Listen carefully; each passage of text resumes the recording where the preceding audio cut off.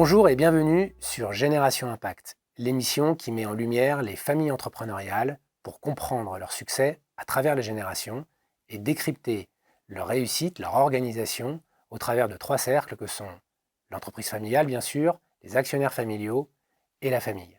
Elles nous partagent leurs réussites mais également leurs doutes, leurs enjeux de transition et de transmission et en quoi l'urgence environnementale est une formidable opportunité de continuer l'aventure en famille avec la nouvelle génération à bord. Je suis Julien Lesque, j'accompagne des entreprises familiales et des familles entrepreneuriales depuis plus de 15 ans sur leurs enjeux de gouvernance et je suis par ailleurs le cofondateur de Kimpa, le spécialiste des investissements à impact social et environnemental pour investisseurs privés et professionnels.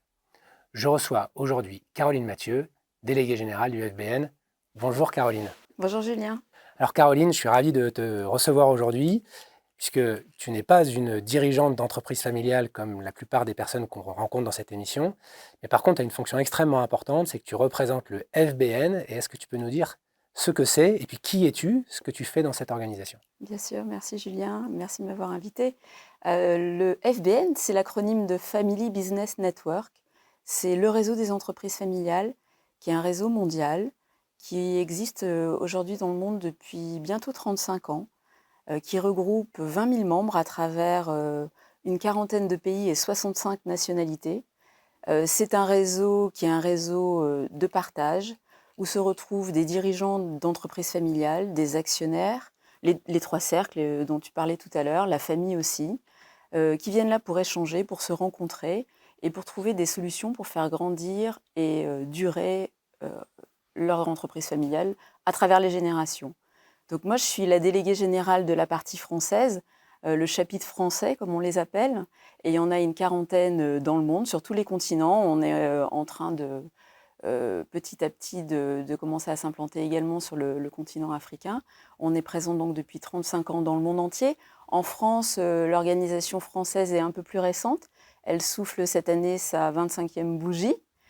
C'est un réseau que j'ai rejoint moi il y a une dizaine d'années, un peu plus de 10 ans maintenant, à un moment où le conseil d'administration souhaitait lui donner une nouvelle envergure et le développer en France.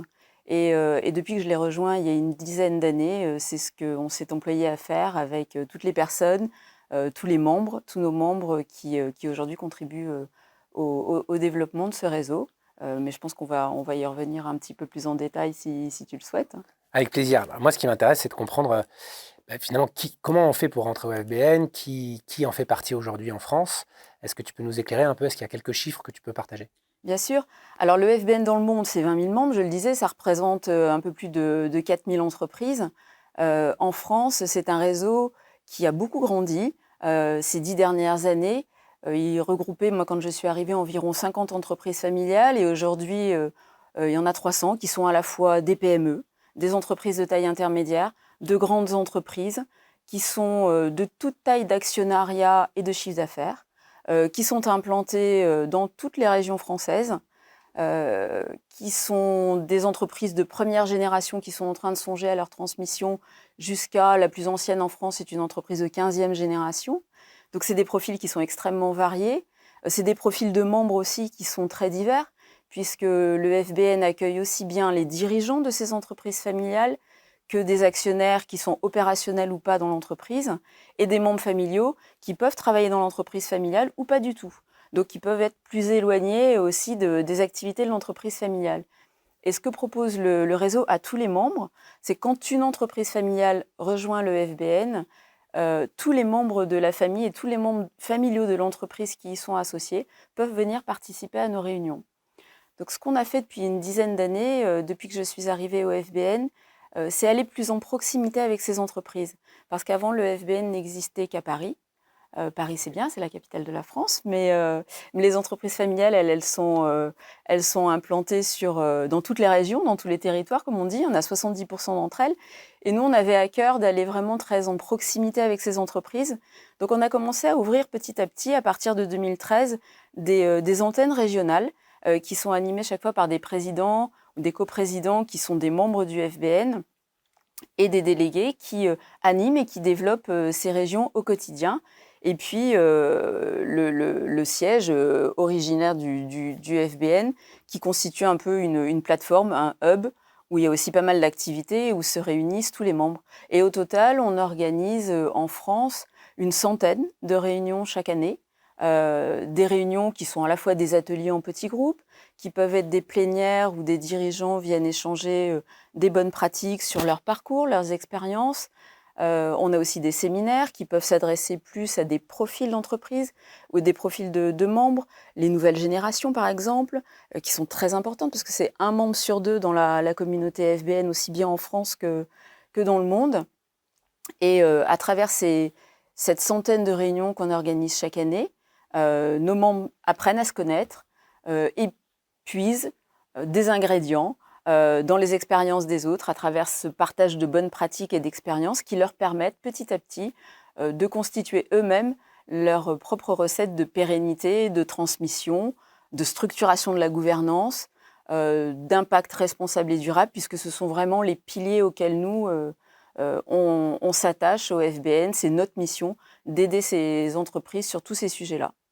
Donc ça, c'est pour la France. Ça, c'est pour la France. C'est pour la France. Mais s'ils le souhaitent, ils peuvent aussi participer à toutes les activités du FBN dans le monde. Et alors là, ils ont un choix. Il faut juste bien maîtriser les décalages horaires. Puisque dans le monde, en fait, quand on devient membre du FBN, on peut devenir membre dans le monde entier. Et le monde entier, c'est plus de 1500 événements chaque année qui sont organisés. Des événements qui sont régionaux, qui sont nationaux, qui sont aussi internationaux. Il y a une dizaine de jours, on avait la grande chance et le privilège d'accueillir en France le sommet international du Family Business Network. C'était plus arrivé en France depuis 2006 et on a reçu 600 membres familiaux du réseau qui sont venus pendant 3 jours échanger sur les grands enjeux de l'entreprise familiale au XXIe siècle, à l'ère de la transparence. Cette transparence que réclament les nouvelles générations. Donc c'était un forum et des débats passionnants pendant 3 jours. Génial. Est-ce que tu peux... Alors, bon, on a compris que du coup, pour vous rejoindre, on est soit actionnaire, soit dirigeant d'une entreprise familiale, hein, c'est bien ça? Oui, et on a envie de travailler à un sujet de structuration de gouvernance, de pérennité. On a envie de voir comment, tous ensemble, la famille, les actionnaires, les membres familiaux de l'entreprise, ont envie d'œuvrer ensemble à un projet commun, à franchir le cap des générations. Une entreprise familiale, en fait, qu'est-ce que c'est? C'est une entreprise qui arrive à se développer, à s'adapter au fil des générations. Donc c'est une entreprise qui sait se transformer, qui sait se transmettre à la fois de manière générationnelle, mais aussi assurer sa transmission digitale, aussi songer à sa transmission, à sa transition au niveau responsable et durable. Et ça, c'est tous les sujets dont s'occupe le FBN et qu'on propose à travers nos événements.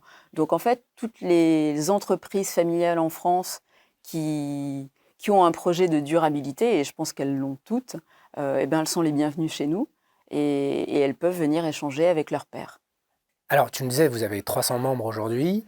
Est-ce que tu peux nous éclairer un peu plus sur ce modèle de l'entreprise familiale? Ça représente combien d'entreprises en France? C'est beaucoup d'entreprises, c'est pas beaucoup d'entreprises? On en parle beaucoup aujourd'hui, mais finalement, on sait peu de choses sur elles.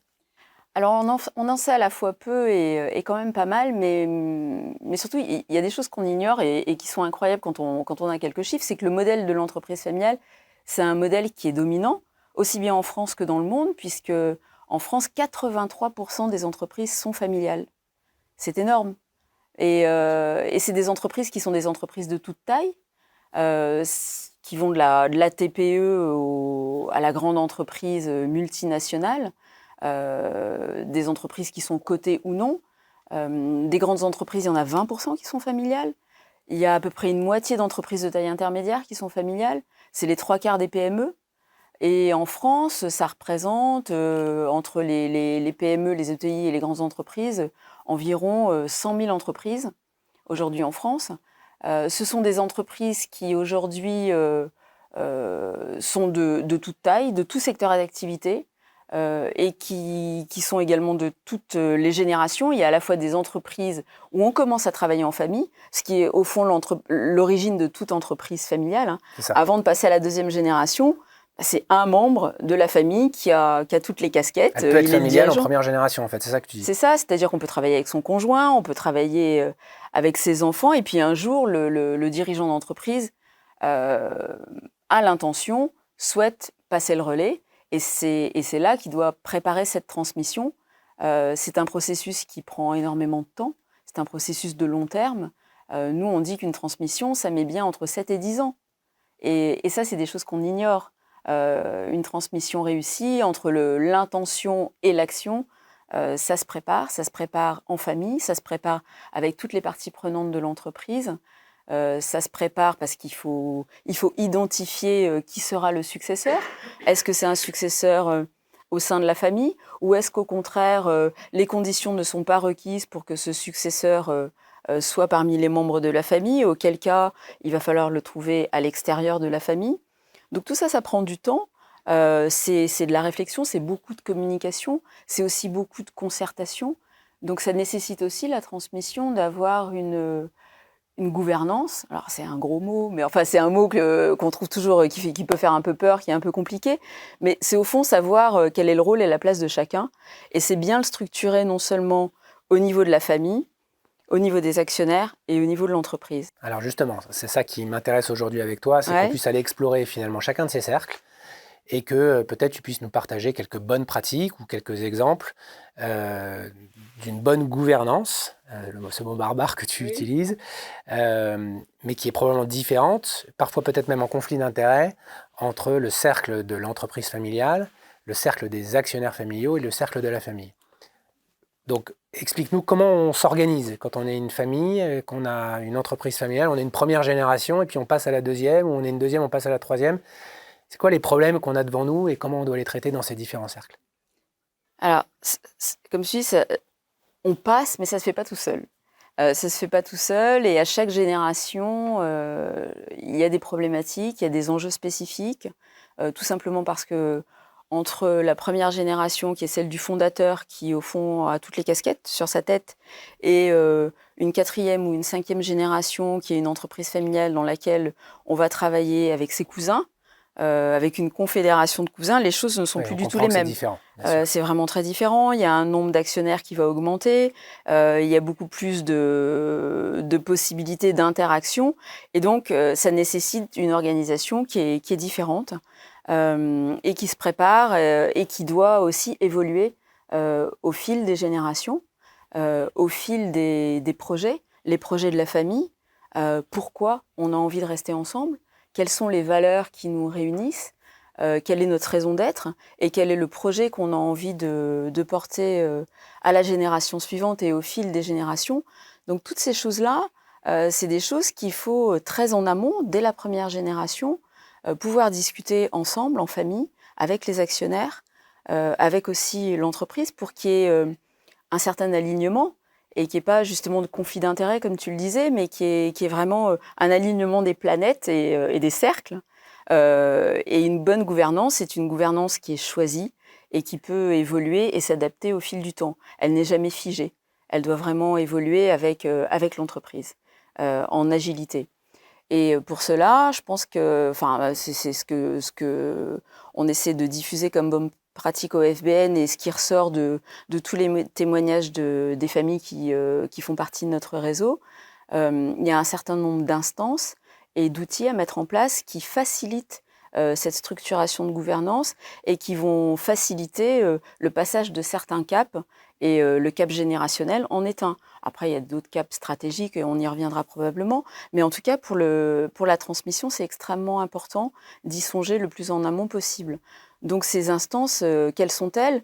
Au niveau de la famille, on peut par exemple citer le conseil de famille, qui est une instance où on va parler des sujets qui sont uniquement liés à la famille, qui n'ont rien à voir avec des sujets d'actionnaires, qui n'ont rien à voir avec des sujets plus opérationnels, plus business, mais c'est vraiment un espace privilégié pour la famille pour venir parler entre ses membres de sujets qui sont ceux de la famille, qui sont ceux des conjoints et qui ne regardent que la famille. Tu peux nous donner quelques exemples de sujets un peu chauds qui, lorsqu'ils sont traités par un conseil de famille, permettent finalement plus d'alignement ou plus de pérennité dans ces familles entrepreneuriales? Oui, par exemple, c'est sur la formation des jeunes, sur la manière dont ils vont pouvoir ou non, un jour, s'ils le souhaitent, entrer dans l'entreprise familiale. C'est aussi tout le rôle que peuvent jouer les conjoints. c'est les études, ça peut être des activités aussi philanthropiques que peut avoir la famille par rapport à l'entreprise familiale. C'est aussi un travail qu'elle peut faire ensemble sur les valeurs qu'elle anime, sur la raison d'être, sur ce qu'elle a envie de diffuser au sein de l'entreprise pour qu'elle soit le plus durable et responsable possible. Il y a des outils pour ça? Il y a des outils qu'elles utilisent pour Oui, pouvoir s'organiser? Comment elles font? il y a un outil qui est très puissant et qu'on appelle la charte familiale. C'est pas du tout un outil juridique, hein, c'est une sorte de pacte, un engagement moral de toutes les personnes familiales qui s'y associent, qui a un grand mérite, c'est que c'est pas quelque chose, c'est pas un document en soi qui a une valeur instantanée. La charte familiale, c'est un processus qui s'élabore au long terme et qui permet à tous les membres de la famille de discuter entre eux de pourquoi ils sont ensemble et pourquoi ils ont envie de rester Ouais, ensemble au fil des années. c'est plus qu'un document, c'est un processus, quoi. C'est un vrai processus qui est extrêmement vertueux parce qu'il permet de mettre à plat beaucoup de choses qui touchent aux valeurs de l'entreprise familiale, qui touchent aussi aux règles du jeu qu'on va avoir pour la famille dans l'entreprise. On parlait tout à l'heure des diplômes, mais ça peut être aussi de l'employabilité, ça peut être le rôle que vont jouer les conjoints, ça va être les projets qu'a l'entreprise pour sa vision, pour son avenir, les activités dans lesquelles elle souhaiterait, et puis ce qu'elle a envie de diffuser aussi au sein de l'entreprise, enfin ce qu'elle a envie de faire circuler auprès des actionnaires, et puis ensuite aussi qui soit mis en œuvre par les équipes opérationnelles de Mais l'entreprise. alors du coup, on voit bien l'intérêt, mais quel est finalement l'intérêt de cette charte en parallèle d'un pacte d'actionnaires? Bah, je pense qu'elle a une forme d'alignement. Elle permet vraiment de fixer un cap, de donner une vision, qui est la vision de la famille et qui ensuite pourra être traduite par les actionnaires et ensuite mise en œuvre et exécutée au niveau. Oui, c'est ça, c'est un cap que peut donner la famille. Donc une bonne pratique, peut-être, c'est de rappeler que lorsqu'elle est écrite avant le pacte d'actionnaires, elle peut influer sur la manière dont il s'organise sur ce pacte, qui en fait est un document qui est fini, c'est-à-dire qu'il est borné dans le temps, là où la charte est un document vivant qui va évoluer en fonction des problématiques que la famille Tout à vit fait. au fil des générations, c'est ça? Oui, cette charte familiale, en fait, elle évolue avec le temps. Elle peut très bien être vue au fil des générations. Elle n'est jamais gravée dans le marbre. Et elle peut être visitée. Elle peut être réadaptée parce que les époques changent, parce qu'il faut s'adapter, parce qu'on ne vit pas dans la même société aujourd'hui qu'à la génération du fondateur. Donc c'est une matière vivante et c'est quelque chose qui permet, et je pense que c'est sa vertu première, à la famille de communiquer. Mais cette fameuse charte, Julien, ce qui est un peu dommage, et on est là justement pour essayer d'inverser cette tendance, c'est qu'aujourd'hui, plus de 3/4 des dirigeants familiaux n'en ont pas. Ils ne disposent pas de cet outil de gouvernance qui est absolument clé et qui finalement est l'outil essentiel pour poser le socle de la gouvernance. Et ce socle, c'est le socle sur lequel l'entreprise familiale va pouvoir grandir et durer. Et c'est un outil qui est vraiment indispensable et dont beaucoup ne disposent pas. Ils n'en disposent pas parce qu'ils ne savent pas que ça existe ou parce qu'ils n'aiment pas le processus? Ça, je ne saurais pas le dire exactement, Ok. mais en tout cas, ils n'ont pas cet outil de gouvernance. Il y en a un autre qu'ils méconnaissent et qui, là, est plus un pacte, le pacte Dutreil, qui concerne les actionnaires, qui est un autre outil en France, Donc là, on passe sur spécifique. le cercle Là, on passe actionnaire. à l'autre cercle.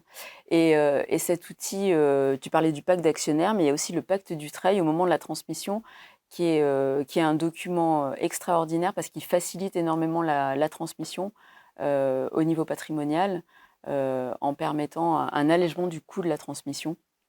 Alors, Et en quoi c'est important? Est-ce que c'est un cadeau qu'on fait à ces familles ou pourquoi il existe ce pacte du travail? C'est quoi son intention originelle?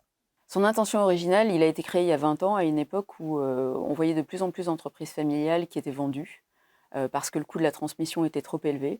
Donc vendues, ça veut dire quoi? Ça veut dire que ces entreprises n'étaient plus françaises, elles étaient vendues à l'étranger. Ça veut dire que l'économie de notre pays s'affaiblissait parce que des entreprises, et on en connaît un certain nombre, hein, qui étaient des grandes marques, qui faisaient partie du patrimoine entrepreneurial de la France, étaient en train de disparaître, justement parce que ce coût de la transmission était extrêmement élevé, beaucoup plus élevé que dans les autres pays européens. Et donc ce pacte a été créé il y a 20 ans pour alléger ce coût de la transmission.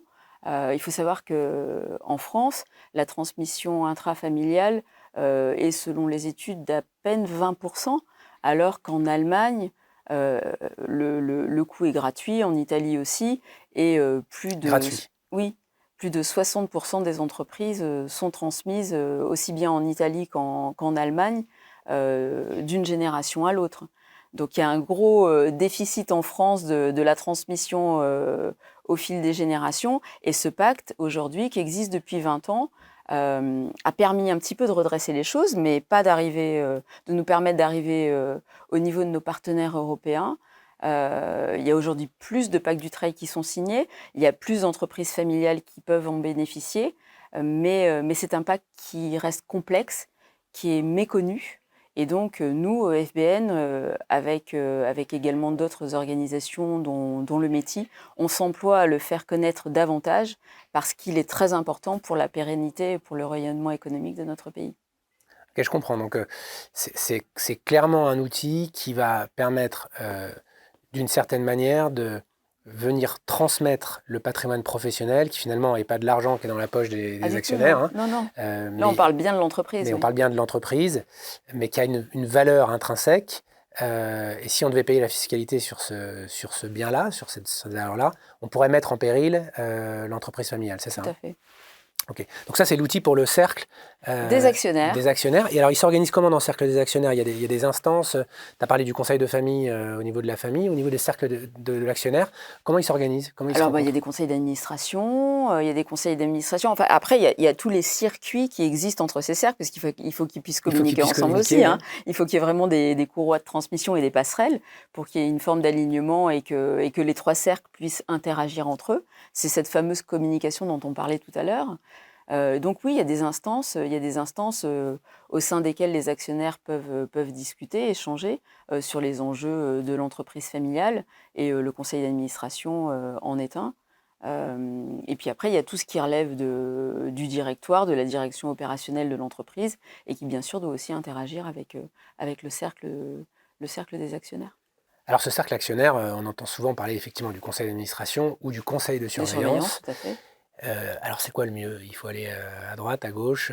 Comment elles font pour décider? Vous arrivez à les accompagner aussi, les entreprises familiales, sur ces sujets-là? On les accompagne par l'exemple, on les accompagne par tous les parcours et toutes les expériences que veulent bien partager avec nous tous les membres du FBN qui interviennent lors de nos réunions.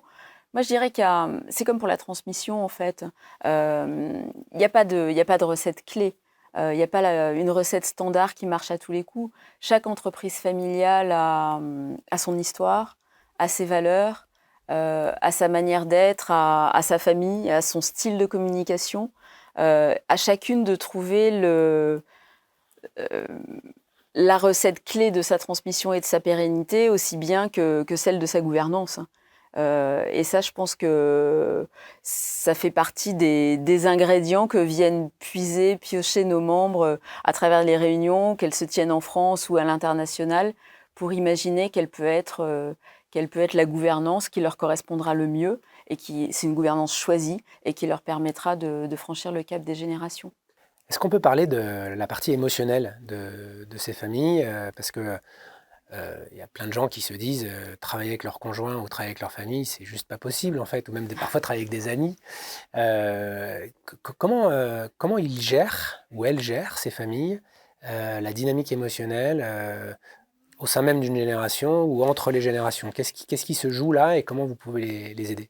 Alors nous, on les aide beaucoup sur ces aspects-là, c'est vrai, et tu fais bien c'est vraiment une question intéressante, parce que, en fait, quand on pense à la transmission et quand on pense à l'entreprise familiale qui dure, on va tout de suite penser à tout ce qui relève de la fiscalité, du juridique, la technicité de la transmission. Mais il y a toujours quelque chose qu'on laisse de côté en se disant, non, c'est pas le principal, alors que c'est vraiment essentiel. C'est tout ce qui relève de la communication, tout ce qui relève de l'émotionnel, tout ce qui va relever de la relation entre les membres de la famille et l'entreprise, parce qu'au fond, une entreprise familiale, elle est à la croisée des deux univers, l'univers de l'entreprise et l'univers de la famille. Et les deux coexistent en permanence. Une famille qui travaille ensemble, elle se retrouve le dimanche pour déjeuner. Et alors là, qu'est-ce qu'on fait ? On continue à parler boulot ou est-ce qu'on parle de la famille ? Donc toutes ces choses-là, il faut pouvoir... les émotions, il faut les laisser s'exprimer, elles sont importantes, mais il faut pouvoir les gérer aussi. Il faut pouvoir les gérer pour qu'elles ne submergent pas et elles ne viennent pas à contre-courant du fonctionnement et du développement de l'entreprise. Donc c'est important qu'il y ait des émotions parce que c'est à travers là que s'exprime aussi l'identité, l'ADN d'une entreprise familiale.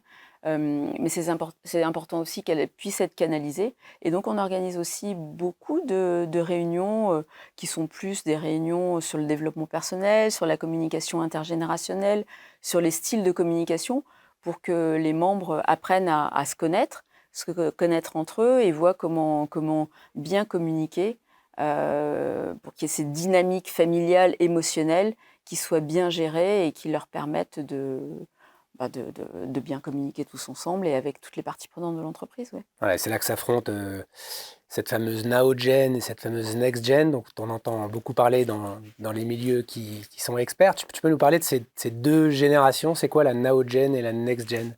Alors c'est notre jargon au FBN, en fait, c'est les nouvelles générations. C'est important, c'est l'avenir de l'entreprise familiale. Alors on a distingué les deux, d'abord parce que chez nous, c'est une communauté qui est extrêmement vivace et dynamique. Dans le monde, c'est plus de 8000 membres. En France, c'est la moitié. Aujourd'hui, on a 2000 membres au FBN. Et les Next Gen, Now Gen, c'est la moitié de nos membres. C'est une communauté qui a beaucoup grandi et à qui on propose des réunions qui sont dédiées chaque année, une quarantaine. Et donc, il y a deux profils. En fait, ce n'est pas vraiment une question d'âge, c'est plus, je dirais, une question de profil. Les Next Gen, c'est bien sûr les plus jeunes d'entre eux, ils ne sont pas encore tout à fait entrés dans la vie active, ils terminent leurs études. Et au fond, ils s'interrogent un peu par rapport à l'entreprise familiale.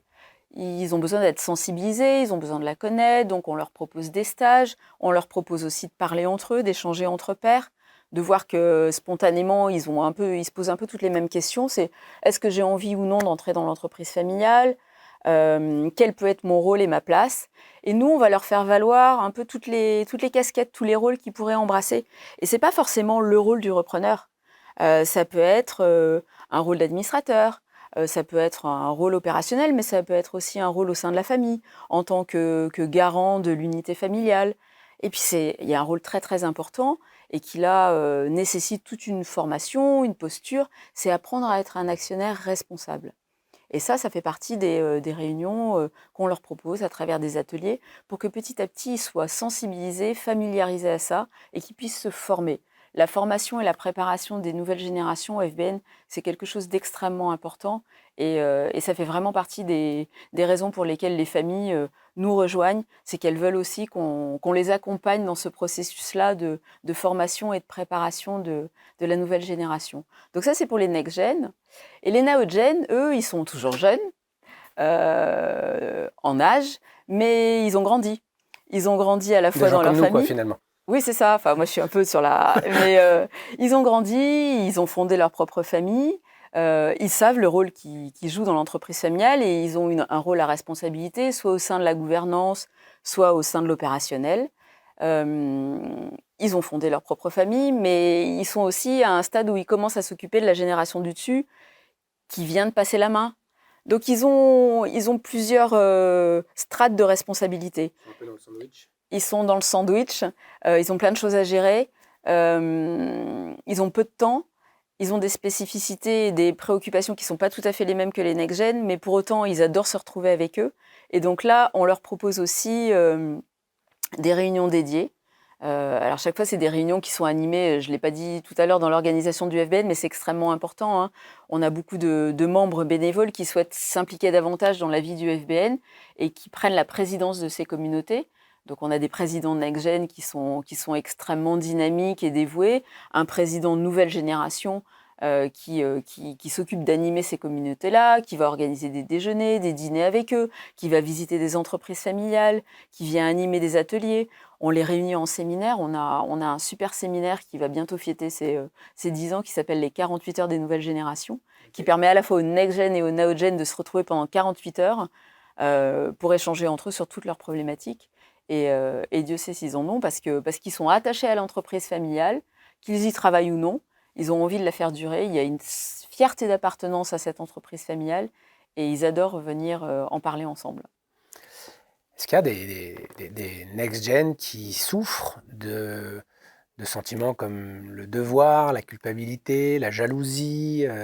Est-ce qu'il y a une part d'ombre aussi Bien là sûr. est-ce que je suis obligé d'y aller? Et si j'ai pas envie, est-ce que je peux le dire? Et comment je vais être perçu par la famille? Comment on arrive à naviguer dans cette énergie-là lorsque vos parents ou votre père ou votre mère a donné quasiment sa vie pour cet animal qu'est l'entreprise familiale? C'est vrai que c'est un sujet qui revient souvent et qu'on aborde dans des ateliers qui sont beaucoup plus dans le registre émotionnel. L'entreprise familiale, ça peut être un cadeau comme un fardeau. Et quand c'est un cadeau, c'est pas un cadeau qu'on reçoit comme ça. Rejoindre l'entreprise familiale, c'est une responsabilité. C'est une responsabilité à laquelle il faut être préparé. À la fois dans son parcours universitaire, sa formation, ses diplômes. On n'y arrive pas comme ça parce qu'aujourd'hui, les entreprises, elles sont sur un terrain mondial concurrentiel et elles doivent être formées et avoir des compétences pour pouvoir continuer justement à se développer. Donc ces compétences-là, elles doivent s'acquérir. Elles doivent s'acquérir par des diplômes, mais peut-être aussi par une expérience professionnelle indépendante avant de rejoindre l'entreprise familiale. Et puis, c'est des choix qui doivent être réfléchis, qui doivent être mûris. C'est très important d'acquérir sa légitimité, peut-être en dehors de l'entreprise familiale avant de la rejoindre, parce qu'il va falloir Donc faire ses preuves, fabriquer son prénom finalement. fabriquer exactement. Et, Comment on fait pour fabriquer son prénom? alors, il y a pas de recette encore une fois, hein, il y a mille et une manières, mais bien souvent parmi ce qu'on entend, parmi nos membres, il y en a qui souhaitent aller travailler ailleurs que dans l'entreprise familiale, pour se préparer, pour faire leur gamme, pour acquérir leur propre légitimité, pour arriver en toute confiance dans l'entreprise familiale, pour avoir aussi un regard et une ouverture sur, d'autres expériences. Et puis, pour arriver avec un choix, une volonté, un enthousiasme, une énergie qui est vraiment assumée. Il y en a beaucoup qui font comme ça. Il y en a d'autres qui choisissent d'autres D'autres voies, bien profils, sûr. d'autres voies. Mais ils ont aussi envie d'apporter leur pierre à l'édifice et de contribuer autrement à l'entreprise familiale. Cette notion de contribution, elle est extrêmement importante auprès des nouvelles générations aujourd'hui. Et on entend beaucoup parler du sens qu'on a envie de mettre dans l'entreprise familiale et dans le travail et dans la valeur travail. C'est quelque chose qui anime beaucoup les nouvelles générations et qui tombe très bien parce qu'aujourd'hui, l'entreprise familiale, elle est face à de nombreux défis. Il y a le défi de la transmission générationnelle, mais il y a aussi tous les défis qui sont liés à la transition environnementale. Et ces défis-là, la Et on va nouvelle en parler, ouais. génération, elle a vraiment envie de les prendre à bras-le-corps. On va en parler, mais donc du coup, je vais juste faire un résumé sur ces trois cercles et comment ils sont organisés, parce que je pense que c'est ça qu'on doit retenir. Ce cercle de l'entreprise qui est souvent dirigé par un directoire qui, lui, représente des exécutifs et qui pilote l'entreprise de manière exécutive. Ce cercle des actionnaires qui est non exécutif, qui représente les intérêts des actionnaires familiaux et qui, dans un conseil d'administration ou dans un conseil de surveillance, vient valider, influer la stratégie de l'entreprise. Puis ce cercle de la famille, composé d'un conseil de famille idéalement, qui travaille sur des choses beaucoup plus larges, beaucoup en profondeur, notamment sur les émotions, les relations familiales, la charte familiale dont tu as parlé tout à l'heure, travaille sur du long terme, vivant, mais qui permet de développer ce qu'on appelle l'affectio familiae en parallèle de l'affectio societatis. Tout à fait, c'est important cette cohésion. Qui crée cette cohésion entre les trois cercles. Bon, et puis tu viens d'en parler. Les enjeux sociaux et environnementaux sont là, sont devant nous. Comment on fait pour attirer une nouvelle génération qui souhaite ou pas rejoindre l'entreprise familiale lorsque celle-ci est peut-être pas sur les bons territoires de business, les plus sexy pour la nouvelle génération, avec des enjeux environnementaux très importants. Comment vous abordez ça au FBN? Alors en fait, ça fait pas mal de temps qu'on l'aborde. Euh, on l'a d'abord abordé à la manière de Monsieur Jourdain, parce que les entreprises familiales, en fait, c'est des entreprises qui sont naturellement engagées. Naturellement engagées parce que leur vision long terme, justement, le passage à la génération suivante fait déjà partie de cette pérennité et de pouvoir se projeter au-delà des générations. Et cette vision long terme, au fond, les entreprises familiales, elles y contribuent au quotidien parce que justement, elles peuvent investir dans des projets plus long terme. Elles peuvent aussi, avec des mandats qui sont plus longs, investir enfin, dans une politique responsable et durable qui va donner des résultats sur la décarbonation, par exemple, qui seront supérieurs à ceux d'entreprises qui sont dans une logique peut-être plus court-termiste. Donc tout ça, ça fait partie de leur ADN naturellement engagé. Mais elles sont aussi beaucoup plus discrètes dans la manière de le faire et de le dire. Et c'est là que le FBN joue un rôle. Et c'est là aussi que les nouvelles générations dans l'entreprise familiale ont un rôle extrêmement important parce qu'elles ont envie que ça aille beaucoup plus vite, ces nouvelles générations. Et donc, elles ne se gênent pas pour le dire. Elles ne se gênent pas pour dire qu'elles veulent être vraiment partie prenante de cette transformation-là et d'y œuvrer le plus tôt possible. Et donc, au FBN, on voit mûrir un certain nombre de projets, d'initiatives qui sont portés par les nouvelles générations, qui sont portés par tous ces jeunes qui arrivent dans l'entreprise familiale et qui s'inscrivent à la Convention des entreprises pour le climat, dont on est proche, et qui transforment les choses aussi bien au niveau environnemental que social dans l'entreprise familiale. Alors nous, comment on les accompagne au FBN? En fait, on a lancé il y a une dizaine d'années, c'était en France, à l'occasion des 25 ans du réseau international, un projet qui s'appelait Polaris et qui aujourd'hui s'appelle FBN Impact. FBN Impact, pourquoi? Parce que notre réseau, notre communauté de membres, à travers tous ces projets, toutes ces transformations qu'elles sont fières de mettre en avant, est là pour accompagner les membres familiaux, quelle que soit la taille de l'entreprise, à réussir cette transformation écologique, sociale et environnementale. Et ça, c'est important. Et ça passe aussi par, quand on dit les enjeux ESG, il y a aussi la gouvernance. Donc c'est vraiment la colonne vertébrale aujourd'hui de notre raison d'être au sein du FBN, c'est qu'on puisse accompagner durablement et en responsabilité ces entreprises à se transformer. Alors on le fait comment? On le fait à travers des événements qu'on organise. L'année prochaine, justement au premier trimestre, on va organiser tout un séminaire dédié aux enjeux ESG. Et on le proposera à nos membres, à une cinquantaine ou centaine de membres qui voudront bien s'inscrire pendant ce séminaire qui durera toute une journée avec des ateliers sur tous ces enjeux de transformation.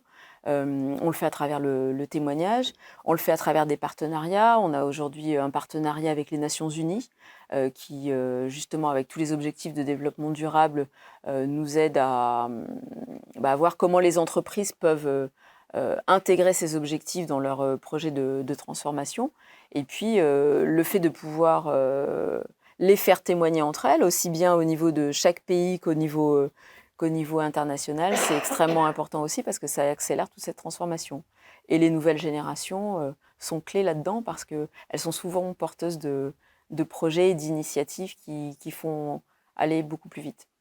Donc, en fait, ce que tu dis, c'est que finalement, soit c'est un accélérateur pour elles pour rejoindre le mouvement familial parce qu'en fait, elles s'emparent de ces enjeux environnementaux et donc de la transformation qui est nécessaire dans les entreprises. Est-ce que ça peut être un frein aussi? Est-ce que certains rejettent l'entreprise historique parce qu'elle a un impact négatif aujourd'hui dans son business model? Je ne pense pas que l'entreprise familiale, les 2 s'opposent parce qu'en fait, l'entreprise familiale a un modèle, une structuration qui fait que justement, ces enjeux, sont extrêmement bien adaptés.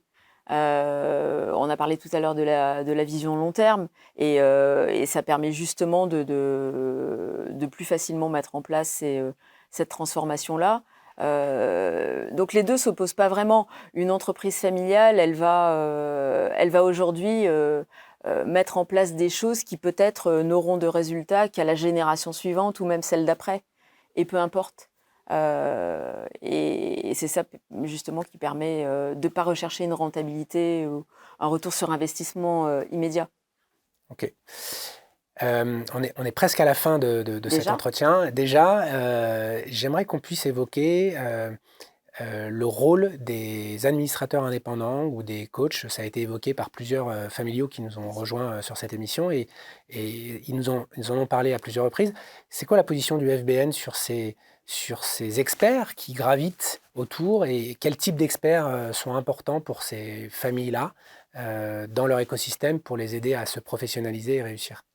c'est très important aujourd'hui. L'entreprise familiale, ça n'est pas une entreprise familiale qui grandit, qui prospère, qui se développe, qui est pérenne. C'est une entreprise familiale qui est ouverte dans sa gouvernance, en faisant appel à des administrateurs extérieurs à la famille, parce que c'est très enrichissant d'avoir des profils qui sont divers. Je pense que ça permet aussi de la challenger et de la faire grandir encore plus. C'est une entreprise donc, qui est ouverte dans sa gouvernance, qui est ouverte sur les nouvelles générations, qui peut aussi ouvrir son capital pour grandir, pour croître plus vite, pour des acquisitions externes, pour aussi financer sa transmission. Donc l'ouverture, c'est vraiment important. Et c'est important aussi dans la communication, on en parlait tout à l'heure dans la transmission. Une transmission, ça ne peut pas se faire tout seul. Le dirigeant qui veut transmettre, il doit en parler à sa famille, il doit aussi se faire accompagner. C'est très important d'être accompagné par des tiers, parce que d'abord, ça va permettre aussi d'objectiver la manière d'aborder ce sujet-là qui est toujours très délicat et qui est émotionnellement lourd, on en parlait. Donc c'est très important d'en parler à plusieurs, de se faire accompagner par des experts, par des coachs, par des consultants qui ont cette connaissance de l'entreprise familiale. Et c'est très important aussi que ces entreprises-là puissent échanger au sein de réseaux. Alors bien sûr, moi je vais vous dire, venez au FBN, c'est formidable, mais il y a aussi d'autres réseaux où les dirigeants peuvent échanger entre eux et c'est absolument essentiel. Donc les réseaux dirigeants, j'imagine que tu penses à la CPME, le METI, toutes ces Tout à organisations-là. fait, c'est un écosystème qui est extrêmement riche au niveau local, au niveau régional, mais aussi au niveau national et international. Mais là, on y parle du business, on y parle de l'entreprise, hein, on n'y parle Voilà, et pas de la après, famille. au FBN, on va plus aborder les sujets qui touchent à l'actionnariat et qui touchent à la famille. Et c'est pour ça qu'on a une action qui est plus discrète, mais on a aussi cette mission essentielle qui est de faire rayonner le modèle de l'entreprise familiale. Et donc là, ça se fait à travers des réunions qui sont plus ouvertes et auxquelles on fait intervenir un certain nombre de partenaires, parce que l'écosystème de l'entreprise familiale, il est très vaste aujourd'hui. Et, euh, et, et on citait tous ces intervenants, tous ces tiers qui sont extrêmement importants pour les faire durer et grandir.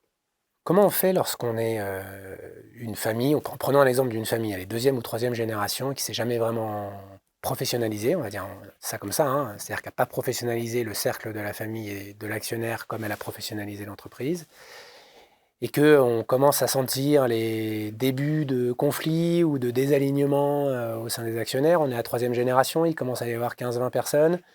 Euh, Qui doit appeler qui? Comment on fait pour... Il n'y a pas de conseil de famille, il n'y a peut-être même pas de conseil de surveillance. Comment on fait? On vient taper à la porte du FBN en disant au secours, aidez-moi ou comment ça se passe? Nous, on préfère que les choses soient bien anticipées parce que, comme on le disait tout à l'heure, ça prend du temps. C'est des années pour construire Ouais, tu la disais transmission à la une dizaine génération. d'années, quoi. Une dizaine d'années. Donc, il est vraiment essentiel de pouvoir anticiper. Après, il n'est jamais ni trop tôt, ni trop tard pour s'atteler à la préparation de la transmission. Donc oui, bien sûr, on peut venir taper à la porte du FBN, mais il vaut mieux prendre ces sujets-là à froid. Quand les conflits sont déclarés, c'est beaucoup plus difficile de tout gérer en permanence. Donc c'est vraiment important et d'y songer, non pas quand on arrive à la troisième génération, ce qui est déjà énorme, parce que 3 générations, ça veut dire que c'est une entreprise qui a déjà plus de 60 ans. Et aujourd'hui, des entreprises qui ont plus de 60 ans en France, c'est quand même très beau. La moyenne d'âge d'une entreprise, qu'elle soit familiale ou pas en France, c'est moins de 20 ans, hein, dans le monde aujourd'hui. Dans le monde, ok. Donc une entreprise qui est déjà arrivée au cap de la troisième génération, c'est très beau. Mais ça se prépare dès la première génération, la transmission. Et ça, s'il y a un message à faire passer, c'est celui-là. C'est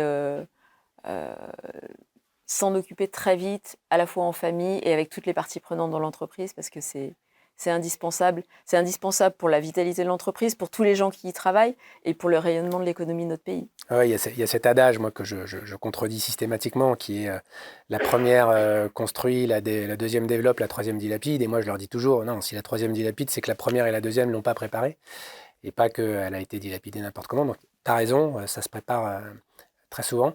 Moi, si je peux peut-être donner un conseil là-dessus, c'est que c'est vrai qu'à chaque fois que je suis contacté par une famille, je dis souvent qu'elle m'appelle trop tard. Donc, elle m'appelle souvent quand il y a un conflit ou quand il y a quelque chose qui ne va pas, en fait. Ouais. Elle appelle rarement quand ça va bien. Elle appelle parce qu'il y a on appelle ça un pain point. Et souvent, je leur dis, il faut que vous rencontriez plusieurs personnes. Parce que vous allez partager le cœur, vous allez partager de l'intimité, vous allez avoir besoin d'avoir de l'authenticité, parfois de la vulnérabilité, il peut y avoir parfois même des pleurs, parce que on va au-delà du business et on va surtout dans la famille, et donc ça nécessite d'autres compétences. Il faut vraiment se sentir bien. Il faut s'ouvrir. Et puis il faut se sentir bien avec la personne avec laquelle vous allez travailler, donc surtout voyez plusieurs personnes. Et moi je recommande toujours, lorsque je suis le premier vu, je donne des noms en disant allez voir ces personnes-là, et puis après choisissez correctement. Partager avec ses pairs, c'est très important. Deuxième conseil que j'aimerais bien donner, parce que ça m'arrive régulièrement, je suis souvent contacté par, quand c'est une première ou deuxième génération, par l'autocrate de la famille, qui est un peu le patron des 3 cercles. Hein. Il est le patron de l'entreprise, il est quasiment le principal actionnaire, et puis il est le patron de la famille. Et en gros, il m'appelle en me disant, bah voilà, on va s'occuper de la gouvernance familiale, faites-moi une proposition, et patati patata. Et en fait, souvent, je dis non.